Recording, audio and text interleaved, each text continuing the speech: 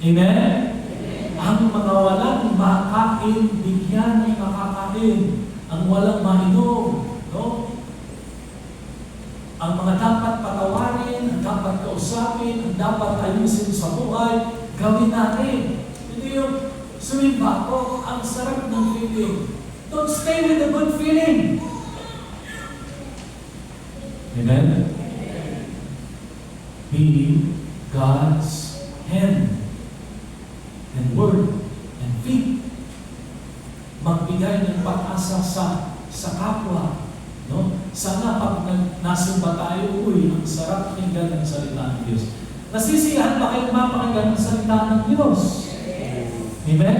Nakaka-relate ba kayo sa salita ng Diyos?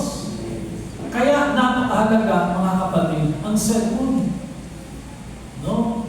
Ang humiliya ng pari, ang paliwanag ng pari. Kaya sa Ebanghelyo, para bang yung unang pagbasa ay paghahanda sa atin para maunawaan natin ang Ebanghelyo ngayon.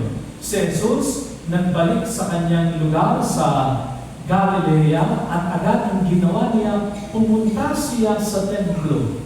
Umuwi si Jesus sa Nazaret sa kanyang nilakhan at pumasok siya sa sinagoga ng araw ng pamahinga.